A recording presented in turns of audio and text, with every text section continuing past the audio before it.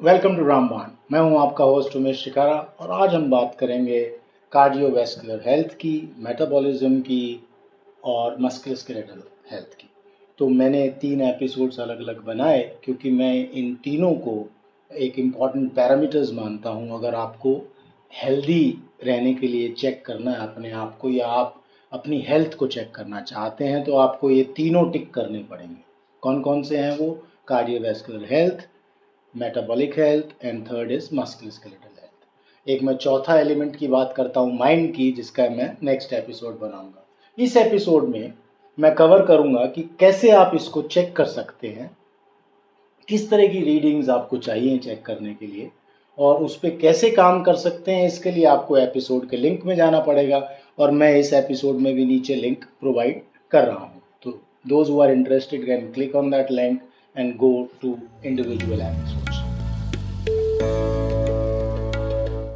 Why all of these three are important? पहले इसको समझते हैं कि कार्डियोवैस्कुलर हेल्थ को हम क्यों ध्यान रखें। सीधी सी बात है, कार्डियोवैस्कुलर माने हार्ट से रिलेटेड, और जैसा हम देख रहे हैं कि आजकल यंग लोगों को भी हार्ट अटैक्स आ रहे हैं, एक्सरसाइज करते हुए हार्ट अटैक्स आ रहे हैं, जो फिट हैं, रनिंग कर रहे हैं, लॉन्ग डिस्टेंस कर रहे हैं, उनको भी हार्ट अटैक्स आ रहे हैं। तो ये मेरे ख्याल में ये कह सकते हैं इससे कि it is very very difficult to actually figure out what's wrong with your heart, because no matter what your age is, अगर आपको हार्ट अटैक्स आ रहे हैं और हमारी सोसाइटी में आ रहे हैं, दैट क्लियरली इंडिकेट्स कि हमें नहीं मालूम कि हम हार्ट हेल्थ को कैसे चेक करें। तो दिस एपिसोड इज़ अबाउट कि कैसे हम इन तीनों हेल्थ पैरामीटर्स को चेक कर सकते हैं। तो cardiovascular health is directly related to heart health, which means to safeguard yourself from heart attacks. Second is metabolism. Metabolism से, मेटाबॉलिक हेल्थ से बहुत सारे इश्यूज हैं, चाहे वो लीवर का इशू है, किडनी का इशू है, हार्मोनल इशू है, वाइटामिन मिनरल्स का इशू है, कैंसर है। these issues are all related to your metabolic machinery. इसीलिए metabolic machinery is important. Now third is musculoskeletal. Of course जान है तो जहान है, जैसे हम बोलते हैं। तो musculoskeletal के केस में हम बोल सकते हैं कि अगर मैं physically, if I am able to get up from my chair and move around and do my work regularly, then I am in good health. Otherwise if I am not, और कहीं मुझे पेन आ रहा है, तो मुझे क्या ज़रूरत पड़ेगी। जैसे हम देख रहे हैं कि knee surgeries have become so common, back surgeries are becoming common, और किसी को नेक पेन है और किसी को कहीं और पेन है, तो मस्कुलोस्केलेटल हेल्थ को भी टिक रखना बहुत ज़रूरी है, बिकॉज ये आपको पेनफुल एग्जिस्टेंस का एहसास दिलाती है। जो मेटाबॉलिक हेल्थ है उसमें आपको पेन नहीं हो रहा है, आपको कुछ कुछ सिम्टम्स आएंगे जिसकी वजह से कुछ कुछ होगा, it's a chronic element issue. और जो मस्कुलोस्केलेटल है वो क्रॉनिक भी हो सकती है, वो एक्यूट भी होती है। एक्यूट माने कि आपको पेन आया, अब मुझे अगर मान लो बैक में पेन है, तो would I be able to talk to you like this? I don't think so. कहीं ना कहीं वो फील होगा, स्ट्रेस आएगा, वो सब चीज़ें आएंगी। तो अब तीनों को दोबारा देखते हैं। अगर मैं कार्डियोवैस्कुलर हेल्थ को टिक करता हूं, तो इसका मतलब मैं हार्ट हेल्थ को टिक कर रहा हूं कि मेरा हार्ट हेल्थ अच्छा है। अगर मैं मेटाबॉलिक हेल्थ को टिक करता हूं, इसका मतलब मेरा लीवर, सारे organs including my hormonal panel, my vitamin panel, my mineral panel, everything is working as per my age and they are in good numbers. तो मेटाबॉलिक हेल्थ ठीक हो जाती है। मस्कुलोस्केलेटल का सीधा सा फॉर्मूला है कि आप कुछ भी कर रहे हैं लाइफ में, किसी भी एज पे है, क्या आपको कहीं परसिस्टेंट पेन आ रहा है? अगर आप वॉक कर रहे हैं तो क्या आपके नी में पेन आ रहा है? अगर आप उठ रहे हैं, बैठ रहे हैं, क्या आपकी बैक बोल जाती है या पेन आ जाता है? तो उसको वहाँ से चेक किया जाता है। तो चलिए अब आते हैं सोल्यूशन पे कि इसको चेक कैसे रखा जाए। कार्डियोवैस्कुलर हेल्थ को कैसे चेक कर सकते हैं? तो दो तरीके मैं बताऊंगा।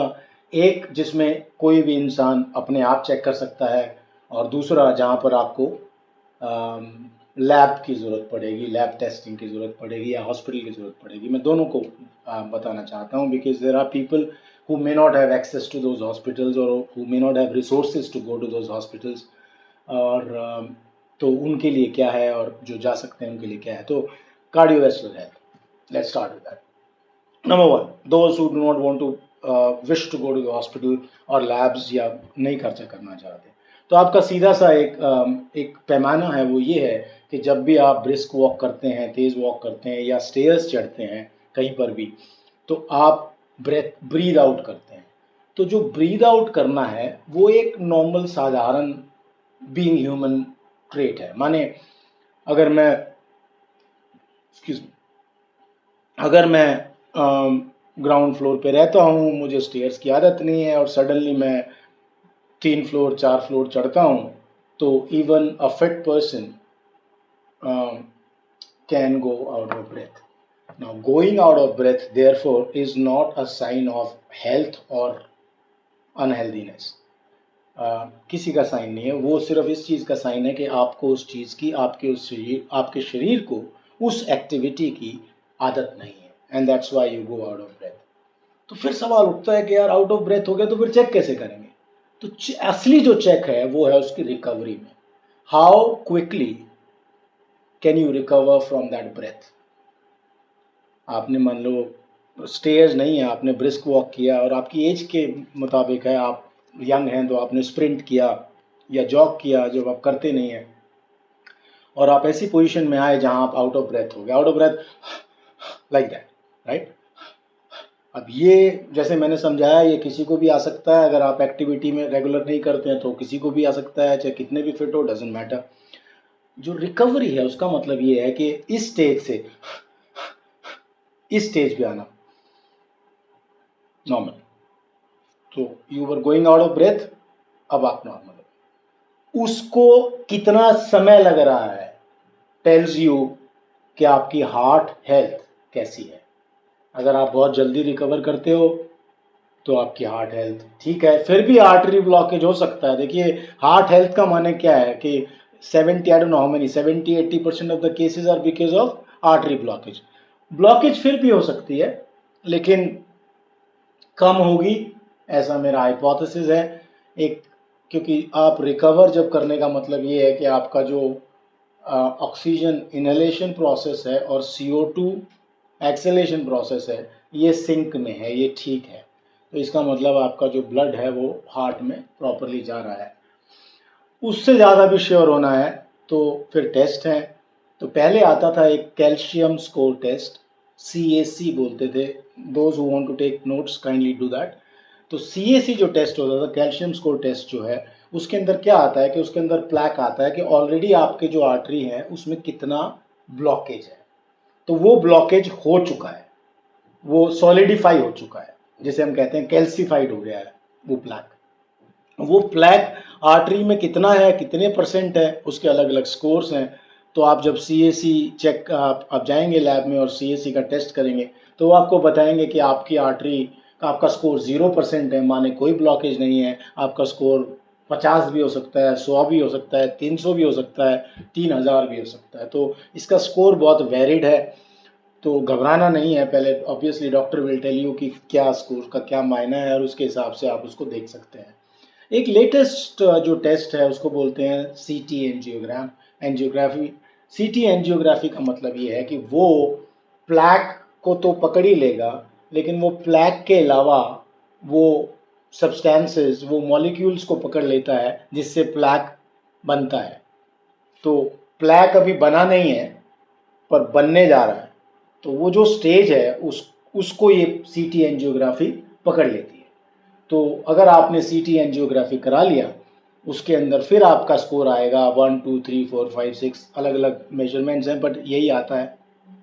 तो डिपेंडिंग ऑन कितना आपका आर्टरी ब्लॉकेज की सिचुएशन है, you can a doctor can prescribe you the medicine, और जो भी करना है, या न्यूट्रिशनल थेरेपी से कुछ हो सकता है या एक्सरसाइज से कुछ हो सकता है। तो अगर आपने ये टेस्ट करा लिया तो आपका कम से कम एक थोड़ी सी श्योरिटी ये हो जाती है कि यार मैं कम से कम मेरा जो हार्ट है वो, अगर मेरा आर्टरी ब्लॉकेज नहीं है बिल्कुल भी और CT एंजियोग्राफी में भी ठीक आया है, तो इसका मतलब मैं हार्ट अटैक का मेरे चांसेस कम है। आ फिर भी सकता है, लाइफ है, कुछ भी हो सकता है। लेकिन जैसे हम श्योर होते हैं कि भाई आप फिट क्यों हो, अगर मैं ऐसा फिट हूँ इस एज में, तो मैं कह सकता हूँ कि हाँ यार अगले 2-4 साल 5 साल में ठीक रहूँगा, I can plan my future right accordingly. तो ये तो एक एजम्पशन होती है, ये सब करते हैं हम हर ज़िंदगी के हर पहलू में करते हैं। तो अगर आपको हार्ट से अ, की चिंता है, और ये उन लोगों के लिए स्पेशली है जिनको हेरिडिटरी है, जिनके फैमिली में हार्ट अटैक्स हैं, सीवीडी कार्डियोवैस्कुलर डिजीज़ है, उनके लिए ज़्यादा ज़रूरी है। बिकॉज मैं बहुत लोगों को जानता हूँ जो साइकोलॉजिकली ऑलरेडी मान चुके हैं ये बात, या कहीं ना कहीं हाइंड साइट में रखते हैं वो कि यार मेरे को तो फैमिली हिस्ट्री है, तो I am most likely gonna get cardiovascular disease which is a heart attack. ऐसा नहीं होता है, that I explain it in some other episode.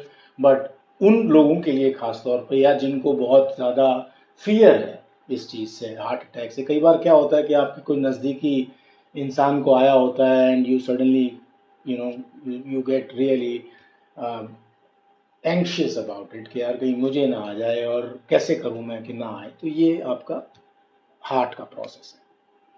चलिए अब आगे चलते हैं। Second is metabolic health. अब मेटाबॉलिज्म के लिए तो सीधा सीधा है, आपका ब्लड पैनल आता है, आप ब्लड चेक कराइए, ड्रॉ योर ब्लड, और उसकी जो रिपोर्ट है that will tell you, I think काफ़ी बता देती है, काफ़ी कुछ बता देती है एक लैब रिपोर्ट कि आपकी हेल्थ ठीक है या नहीं है। Important markers again that you must if you like to note down, important markers सारे ही हैं, बट जो ज़्यादा दुखी करते हैं लोगों को, जो ज़्यादा मेरे हिसाब से वो ज़्यादा कॉमन है सोसाइटी में, वो है एक तो सी रिएक्टिव प्रोटीन। अगर वो आपका बढ़ा हुआ है तो आपको इन्फ्लेमेशन है, तो you must do something about it. Second is liver, आपके लिवर नंबर्स क्या हैं, kidney important organ again, all organs are important, but these are like things that which are generally shaky, जो लोगों में आपको दिखेगी कि गड़बड़ है। लीवर के अंदर एक यूरिक एसिड होता है, that uric acid tells you quite a lot in terms of your health, क्या है और क्या खाना चाहिए। बिकॉज यूरिक एसिड किसी चीज़ से बनता है, और वो नहीं खा रहे हो आप, फिर भी यूरिक एसिड बन रहा है, तो इसका मतलब आपको कार्ब्स या ग्लूकोज से प्रॉब्लम है। तो वो काफ़ी कुछ कहीं ना कहीं हिडन मैसेज होता है इन रिपोर्ट्स के अंदर, दैट पीपल लाइक मी और others can look into it and read into it, even doctors can do that. तो उसके अलावा आपको ब्लड में आपका हार्मोनल पैनल आता है आपके लिए, जैसे वुमेन के लिए मैं बताऊं, एस्ट्रोजन बहुत इंपॉर्टेंट है, कोर्टिसोल बहुत इंपॉर्टेंट है, प्रोजेस्टेरोन बहुत इंपॉर्टेंट है। तो ये हार्मोन्स आपके, अगर आपके पास है रिपोर्ट, तो आप अपने गायनेकोलॉजिस्ट को या जिसको भी आप दिखाते हैं उनको दिखाइए कि भैया ये हिले हुए हैं, what do I do about it. These are very important hormones from energy perspective, from health perspective. Likewise for men it could be testosterone. उसके अलावा आपका थायराइड है, again very important marker, because thyroid is responsible for your metabolism, और वो metabolism machinery को manage करता है। So thyroid becomes very important, another important marker. And likewise vitamin and minerals, अब किसी का कैल्शियम कम है, आयरन कम है, अगर आयरन कम है तो आपका हीमोग्लोबिन पे इफेक्ट आएगा, अगर हीमोग्लोबिन पे इफेक्ट आ रहा है तो haemoglobin does lot of good work to our body. तो ये सब इंटर रिलेटेड है, जैसे मैं कह रहा हूँ। तो उसको रिपोर्ट लेने का मतलब ये है कि आपको ये पता लग जाता है कि how am I doing metabolically, और मेरी मेटाबॉलिक मशीनरी किस स्टेट में है। तो हमने कार्डियोवैस्कुलर हेल्थ, अपनी हार्ट हेल्थ को चेक कराया, मैंने बताया कैसे चेक कर सकते हैं, फिर मेटाबॉलिक हेल्थ कैसे चेक कर सकते हैं, और उसमें क्या क्या ज़रूरी मार्कर्स हैं, और भी बहुत सारे ज़रूरी। देखिए कोई भी चीज़ हिली हुई है, आप समझिए, एक चीज़ मैं ज़रूर यहाँ पे ज्ञान देना चाहता हूँ जो मेरे को पढ़ के मिला है एक्चुअली, और कहीं ये आई थिंक बताया नहीं जाता या एक्सप्लेन करना थोड़ा डिफ़िकल्ट है, वो ये है कि कोई भी मार्कर कहीं पे हिला हुआ है तो उसका ऑलमोस्ट पैरेलल साइमल्टेनियसली कहीं और कुछ हो रहा है उसकी वजह से। तो कई बार क्या होता है, मैं आपको एग्जांपल देता हूँ, cholesterol is a very debatable subject. अब मेरे लिए पर्सनली, जब जो मैं पढ़ता हूँ और जिस तरह मैंने लोगों के कोलेस्ट्रॉल देखे हैं और जितना मैंने पढ़ा है, कि cholesterol numbers can vary depending on person to person, लेकिन जो ट्राइग्लिसराइड्स हैं अगर वो आपके हाई हैं, जिसको टीजीज भी बोलते हैं, या रिपोर्ट्स में ट्राइग्लिसराइड्स लिखा होता है, वो होने चाहिए 50, 60, 70, और जनरली आपको मिलेंगे लोगों के 160, 140, 170। उससे एक बहुत क्लियर इंडिकेशन मिलती है क्योंकि हम हाई फैट डाइट पे तो है नहीं, हम तो नॉर्मल डाइट खाते हैं, दाल चावल रोटी सब्जी, तो वो तो हाई कार्ब मील है। तो उससे ये चीज़ क्लियर हो जाती है कि कहीं ना कहीं हमारी मील में, और वो ऑयल नहीं है जिसकी वजह से टीजीज बढ़े हुए हैं, ऑयल हम खाते ही नहीं है, हम कम खाते हैं, उसी अनाज से, उसी न्यूट्रिशियस फूड से हमें कहीं ना कहीं इशू हो रहे हैं, जिसकी वजह से हमारे ट्राइग्लिसराइड्स बढ़ रहे हैं। इसके ऊपर मैंने पूरा एक एपिसोड भी किया है, please go ahead and watch that. तो TG then becomes very important. अब ऐसे ही है, मान लो कोई बिलीरुबिन है या कोई और नंबर है लिवर के अंदर या कहीं पे, वो थोड़ा सा हिला हुआ है, we don't really need to worry about it. मेरा मतलब कहने का मतलब ये नहीं है कि आपको, मान लो कोई नंबर है HB1AC है for example, now HB1AC I think 6.5 के बाद बोलते हैं डायबिटिक, और 6 के ऊपर प्री डायबिटिक, ऐसे कुछ बोलते हैं। और मेरे लिए अगर आपकी 2 कंसेक्यूटिव रिपोर्ट्स में, जो कि 3 महीने के अंदर की गई हैं, अगर आपका HB1AC 5.8 5.9 आ रहा है, टचिंग 6 आ रहा है, तो मेरे लिए आप प्री डायबिटिक हो ऑलरेडी। तो कई बार हमें उन नंबर्स में भी ज्यादा कुछ नहीं मिलता है, और कुछ नंबर्स ऐसे हैं, कोलेस्ट्रॉल जैसे मैंने बताया, टोटल कोलेस्ट्रॉल बढ़ा हुआ है, it's all right as long as your TGs are fine, you don't need to worry about total cholesterol. LDL बढ़ा हुआ है, अब LDL can be lethal, LDL may be nothing, तो ये सब आप अगर बढ़ा हुआ है तो नेचुरली आपको डॉक्टर्स को दिखाना चाहिए। बट मैं ये कह रहा हूँ कि आपको बहुत एग्जाम्पल दिखेंगे कि आपका कोलेस्ट्रॉल 200 है, मेरा भी 200 होगा, जबकि मैं एक्सेप्शनली फिट हूं और आपके और सारे काफी सारे इश्यूज हैं। तो उसको उस रिलेशन में भी देखना चाहिए कि अगर मेरा कोलेस्ट्रॉल, अब कोलेस्ट्रॉल के अंदर मैंने बताया, अगर आपके टीजीज हाई हैं तो आई बेट कि आपके कहीं ना कहीं रिपोर्ट के अंदर वो कहीं ना कहीं जरूर दिखाएगा, कहीं ना कहीं गड़बड़ी दिखाएगा। या तो वो सी रिएक्टिव प्रोटीन में दिखाएगा, या वो यूरिक एसिड में दिखाएगा, या वो फास्टिंग ग्लूकोज में दिखाएगा, even if your HB1AC is fine. तो कहने का मतलब ये है कि वो सब रिलेटेबल हैं, वो एम्बाइब्ड हैं एक दूसरे के साथ। जब एक ऊपर जाएगा तो कहीं ना कहीं उसके और इफेक्ट्स भी होते हैं, और अगर कहीं भी इफेक्ट नहीं है और वो एक नंबर ऊपर है तो आप वेट करिए, डरने की बात नहीं है, आप अगली रिपोर्ट में फिर उसको चेक करिए। और इनमें से काफी सारी चीजें, कुछ सारी चीजें जेनेटिक्स भी होती हैं। Cholesterol is also genetics by the way. किसी का टोटल कोलेस्ट्रॉल 120 रहता है, 130 रहता है, और किसी का टोटल कोलेस्ट्रॉल 200 रहता है, 170 रहता है। इसमें जेनेटिक्स और आपका एनवायरनमेंट और ये बहुत सारे फैक्टर्स आते हैं। तो I know it's really hard. अब अल्टीमेट मैसेज क्या है? अल्टीमेट मैसेज ये है कि अगर आपने लैब में अपनी रिपोर्ट कराई है तो किसी भी एक नंबर के हिले हुए होने से आपको ज़्यादा चिंता नहीं करनी चाहिए। Of course if you feel like consulting a doctor then you must consult a doctor. I am not saying that do not go to the doctor, वो आपके ऊपर है। लेकिन मुझे ऐसा लगता है, जितनी रिपोर्ट्स मैंने स्टडी किया है, अदरवाइज मैंने जितनी स्टडी की है सब्जेक्ट की, कि कहीं ना कहीं और भी होना चाहिए। अगर वो गड़बड़ है तो कहीं और गड़बड़ होना चाहिए। टिपिकल एग्जाम्पल विटामिन डी है। विटामिन डी के ऊपर मैंने एक स्पेशल एपिसोड किया जिसमें मैंने समझाया है कि क्यों हमारा विटामिन डी 20 इंडिया में, 20 या 22 ठीक है, हो सकता है बिल्कुल हेल्दी हो आप, और वही 20 या 22 अमेरिका में या यूरोप में उसको हो सकता है कम माना जाए और आपको सप्लीमेंट दिया जाए। इसलिए यूनिवर्सली विटामिन डी का जो इंस्ट्रक्शंस है वो चल ही नहीं सकती कहीं पर भी। और ये मेरे आगे हुआ है, when I don't know how it, I mean probably somewhere it got changed, but I remember कि जब मैंने टेस्टिंग करानी शुरू की थी तो उस समय विटामिन डी 40 मानते थे हम मिनिमम, कि 40 होना चाहिए, 40 से ऊपर होना चाहिए। अब वही मार्कर शायद 30 पे आ गया है, या मेरे हिसाब से मेरे से पूछो तो वो 20 होना चाहिए एक्चुअली, 20 एंड अबव। क्योंकि विटामिन डी भी अकेले कम होकर कुछ नहीं उखाड़ सकता। इसका मतलब ये है कि अगर वो विटामिन जेन्युइनली कम है आपका vitamin D, then it will show sign somewhere else. और इसके लिए मेरी पॉडकास्ट की भी जरूरत नहीं है, आप गूगल पे देख सकते हैं कि भाई विटामिन डी कम होने के क्या क्या सिम्टम्स हैं। उन सिम्टम्स को चेक करिए, अगर आपको नहीं है तो आपको विटामिन डी जितना भी है वो ठीक है। और सप्लीमेंट लेना चाहते हैं, of course if you are consulting a doctor और an expert, please go ahead with that. तो थोड़ा सा कॉम्प्लिकेटेड है ये मेटाबॉलिक मशीनरी को चेक करना, बट ईजी भी है क्योंकि हमारे पास लैब वर्क है, हम ब्लड चेक करा सकते हैं।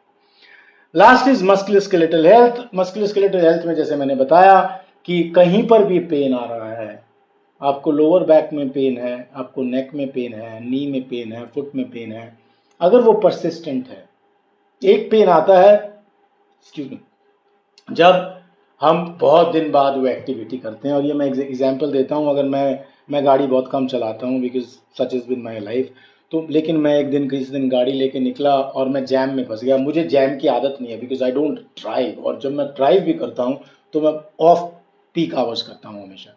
I never set up a meeting during peak hours, I never travel during peak hours, तो मैं जनरली नहीं फंसता हूँ। तो एक दिन मैं कहीं जैम में फंस गया, तो मेरे टीबीएलएस एंटीरियर में जो आगे की मसल होती है नी के नीचे, जिसको शिन बोन भी बोलते हैं लोग या शिन पेन बोलते हैं, वो क्लच और ब्रेक दबाते दबाते मेरे वहाँ पे पेन आ गया पैर में काफ़ी। अब जब वो पेन आया तो I could understand because I understand anatomy, तो मैं आपको सिर्फ उदाहरण दे रहा हूँ। तो मैं जब वापस आया तो मैंने कुछ थोड़ी बहुत किया उसको रिलैक्स करने के लिए, and next day it was fine. तो इसका मतलब मेरे पैर में या मेरे मस्कुलर स्केलेटल सिस्टम में कोई प्रॉब्लम नहीं है, वो सिर्फ इस वजह से आया क्योंकि मैंने वो एक्टिविटी बहुत दिन बाद की। ऐसे ही जब आप बैडमिंटन खेलते हैं, स्विमिंग करते हैं, बहुत दिन बाद सब कुछ अकड़ जाएगा आपका, या योगा करेंगे तो बहुत दर्द, कई बार जब दर्द भी होता है, वो सब उसके रिपरकशंस हैं कि आपने इतने दिन बाद एक्टिविटी की। जब हम हेल्थ की बात करते हैं तो वो ये है कि आपका पेन परसिस्टेंट है या नहीं है। परसिस्टेंट बोले तो कि अगर आपका नेक पेन है मंडे को, और ट्यूसडे वेंसडे थर्सडे थोड़ा सा कम हो जाता है, फ्राइडे फिर आ जाता है, फिर फॉलोइंग वीक आ जाता है, फिर फॉलोइंग वीक आ जाता है, months pass by like that, तो वो परसिस्टेंस है कि आपका वीक ऑन वीक आपका वो पेन नहीं जा रहा है। तो you cannot tick that box regardless of आपकी मसल साइज इतनी बड़ी है, regardless of your running a marathon, regardless of your running an Ironman. In my books, you're not healthy if you are getting persistent pain anywhere. And therefore, like I have mentioned in my last episode also, your first line of action is physiotherapist, find a physiotherapist close by, get rid of the pain. अगर हम इन तीनों subjects को, now to summarise, अगर मैं cardiovascular health की बात करूं, metabolic health की बात करूं, मस्कुलर स्केलेटल की, अगर मेरे को टिक करना है तो मुझे उसके पीछे पड़ के जाना पड़ेगा कि मेरे को अगर हार्ट हेल्थ चाहिए तो मुझे उसके हार्ट हेल्थ के ऊपर काम करना पड़ेगा, मेटाबॉलिक हेल्थ चाहिए तो मुझे टेस्टिंग करा के फिर कुछ कुछ लेके, दवाई लेके, सप्लीमेंट्स लेके, अपना लाइफस्टाइल सुधार के, जो भी वट एवर आपको गाइडेंस जो भी मिल रही है उसके हिसाब से मुझे ठीक करना पड़ेगा, और मुझे टिक करना पड़ेगा। मैंने एक काफ़ी देखा है कि हम लोग चेक करा लेते हैं ब्लड, उसको फॉलो अप नहीं करते हैं। हम लोग चेक कराते हैं जब कोई गलत हो जाती है, गड़बड़ हो जाती है। लेकिन मेरे हिसाब से for women I think you must have your blood drawn above 40 for sure, and regularly after that. And for men it could be above 50 most definitely, or around 45. तो उसका वेट नहीं करना है हमें कि मेरे को कुछ हो तभी मैं कुछ कराऊं। आप पहले भी पकड़ सकते हैं, बहुत सारी चीज़ें हैं, स्पेशली ये आर्टरी ब्लॉकेज है और ये सब जो चीज़ें हैं, सेंसिटिव चीज़ें जो हैं, थायराइड का मिसमैनेजमेंट है, किडनी की फंक्शनिंग है, ये सब आप पहले ही पकड़ सकते हैं अगर हम टाइमली चेक कराएंगे। और जब पकड़ में आ जाएगा तो दवाई से भी ठीक हो सकता है, सप्लीमेंटेशन से भी हो सकता है, न्यूट्रिशन थेरेपी से भी हो सकता है। So I hope it all made some sense to you. और एक चीज़ जो रह गई मेरी, वाइटामिन और मिनरल्स। तो वाइटामिन के अंदर वाइटामिन डी बहुत कॉमन मानते हैं, मैं नहीं मानता उसको इतना ज़्यादा, लेकिन वाइटामिन डी काफ़ी कम होता है। तो अगर आपका 20 से नीचे है तो you must start taking supplementation. कोई भी दवाई आप ले रहे हैं, मेरी एक ये इल्तिजा होगी आपसे, समझ में देना चाहता हूँ ये आपसे कि मेरा वाइटामिन डी आया 14, ओके, मैंने कुछ खाना शुरू किया तो मैं उसके 6 हफ्ते के बाद या 8 हफ्ते के बाद मैं सिर्फ विटामिन डी भी चेक करा सकता हूँ, मुझे पूरा ब्लड चेक कराने की ज़रूरत नहीं है। अगर आपके पास बजट का कंस्ट्रेंट है तो मैं 2 महीने बाद फिर चेक कराया, अगर वो 14-15 ही आया तो मेरे ऊपर वो दवाई क्लियरली काम नहीं कर रही है, then I have to seek experts help या change my expert, change my medicine. इस तरह से आप इसको ठीक कर सकते हैं किसी भी चीज़ को। लाइक वाइक कैल्शियम, आयरन, मल्टीवाइटामिन दुनिया बहुत खाती है, उसका असर तो कुछ दिखना चाहिए ना। अगर आप खा रहे हो तो आपको कैसे पता लगेगा it is working? Medicine doesn't work like that, doesn't work if you are fine. और ऊपर नीचे करना इज नॉट गुड। तो ऐसा नहीं है कि यार मैं कोई बात नहीं, मेरा ये विटामिन डी ठीक है लेकिन मैं खा लेता हूँ, क्या हो गया, अच्छा हो जाएगा, ऐसे नहीं होता है। आपका ठीक का एक हमारे बॉडी के अंदर एक संतुलन है, एक समीकरण है, जिसके कारण वो एक नंबर पे, एक लेवल पे रहता है। आपने उसको जबरदस्ती अगर बढ़ा दिया तो trust me it will compromise somewhere else. बहुत सारे प्रोसेसेस हैं हमारी बॉडी के अंदर, तो that's not healthy by the way. So do not touch your healthy markers at all. You don't need those markers at all, right? So I hope this episode gave you some new knowledge, some new information, or to know more upon health, or to uh, learn new insights into health.